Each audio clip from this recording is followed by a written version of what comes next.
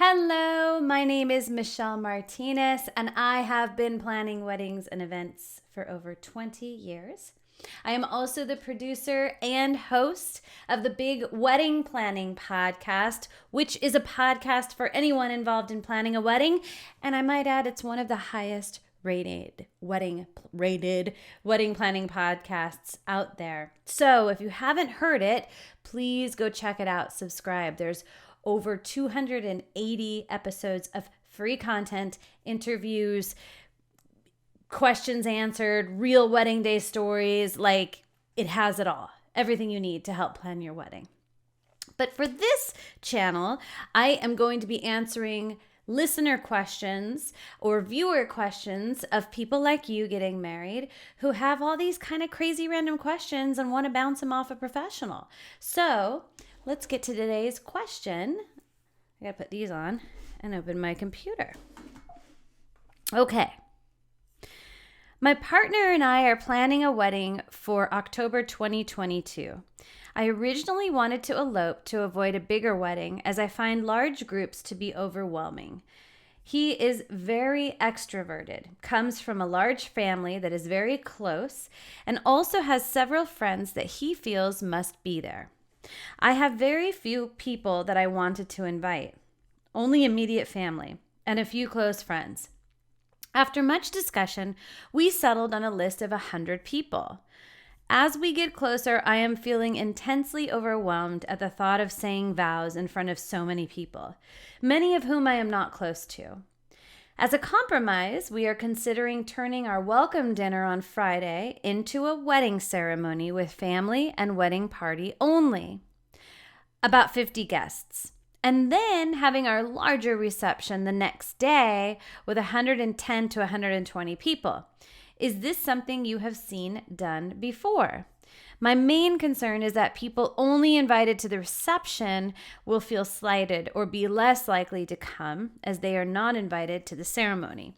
Do you think it would be appropriate to do it this way? This is a really great question.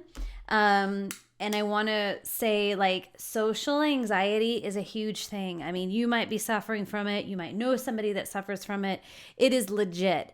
And so I want to just say that right off the bat. Like, if that's you or your partner, really consider that. Really think about that. It is not the most important thing to have a huge wedding. I mean, there's always priorities, right? And if you and your partner have the priority of a large guest list and that's the most important and you're extroverts and you like to have fun and be the center of attention, right on. But not everybody is that way. So my answer is it is totally fine to do a ceremony the day before with a smaller group of just your core most important people and then have the big party the next day.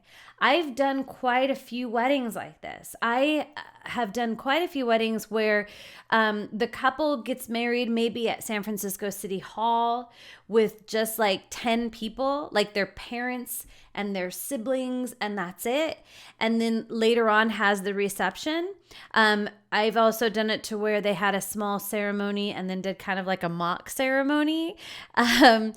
Mainly because it took a lot of the pressure and anxiety off of them. If you think about your partner, you know, this may be the person that really makes you feel the most comfortable, right? That really calms you down. And that's why I always recommend doing a first look for a lot of couples, right? Because you're leading up to this time when there's going to be over 100 people watching you walk down the aisle, and you haven't seen your partner since the day before. And oftentimes, you know, I know for me, my husband helps calm my nerves or helps me when I'm having a difficult day or if I'm sad or if I'm, you know, anxious, because he's my person. So I think it's wonderful to have a ceremony of just a small core group of people. I mean, those are the most important people to you anyway. And oftentimes the vows that you say and the act of getting married can be quite intimate and emotional. And so it totally makes sense. I don't think anybody cares that you're going to be inviting them to a huge party and give them an amazing dinner and drinks and live music, like that's amazing. Who doesn't want to do that? In fact, I know that there are plenty of guests out there who would actually love to skip the ceremony, even though, in my opinion, that's one of the best parts of a wedding day. So I don't think it's hurting anybody's feelings or making them feel angry. I do recommend, however, which is really, really nice, is that if you have some photos of this ceremony or even a small video or, create kind of like a really quick slideshow, that you can have that as a visual piece during the reception. Some people will play a slideshow during dinner, which is really kind of nice. You don't even have to have the words or the vows. The audio doesn't have to be on. You could just have music playing in the background. But it's nice to have that visual.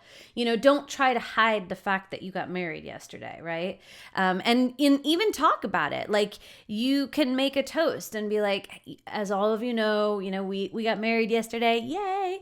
And it was amazing and magical, and it was with our parents, and we're so happy, and we're just so excited to be celebrating it with you today. I mean, don't even try to hide it. Put it all out there.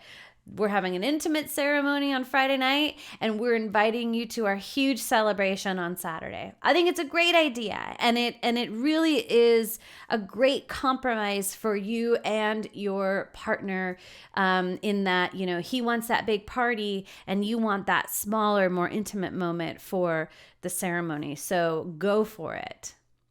I hope this video was helpful to you. If it was, please like it and please subscribe to this channel. And if you have any wedding planning questions, leave them in the comments below, and it might be a good one for me to create a short video and answer you on. Thank you so much.